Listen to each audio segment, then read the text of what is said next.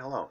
My name is Melvin Renault. I've been watching a bunch of videos on YouTube with people talking about their records and for quite a while, and my wife has been forced to watch some of them with me and has been suggesting that I should try it too. So, I probably need to get some more equipment and to record these better, but I thought I'd see how I do just doing it on the phone, if I can even get it up all the way up there on the channel and get it watchable. So this is just kind of a test, but let's see how it goes.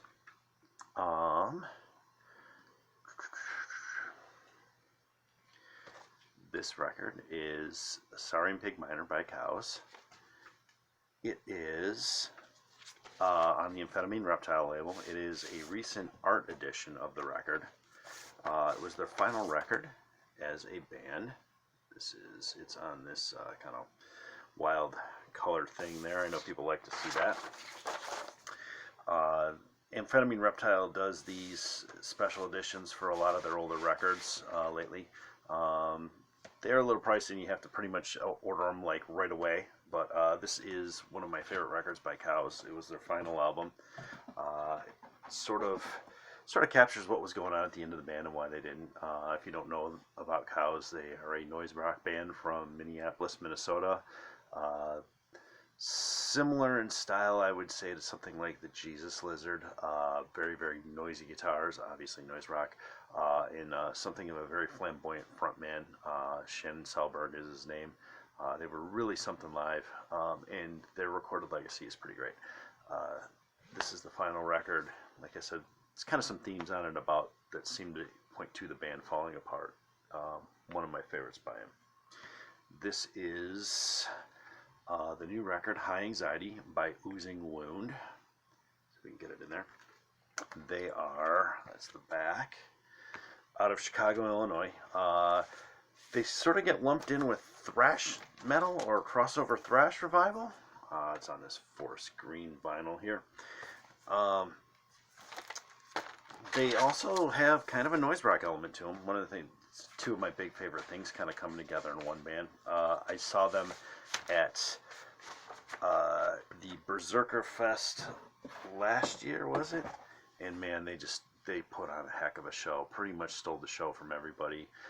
Definitely a great up-and-coming band. I think that's their third or fourth record. If you're a thrash fan or a noise rock fan, definitely recommend checking them out. Speaking of things with a little bit of a noise rock lean, this is the new record by the Yawpers. It's called Human Question.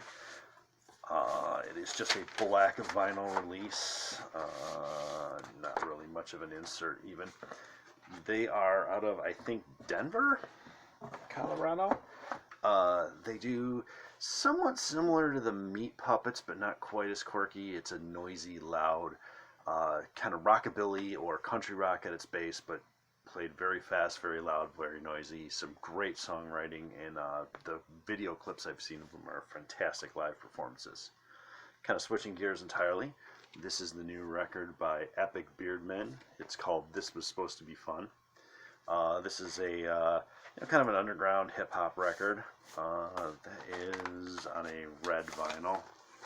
Nothing too exciting, but they are do kind of some wordy, funny lyrics. The song "You Can't Tell Me Shit" is kind of banging through me lately. Great record. I definitely recommend it. This is called Angkor Wat.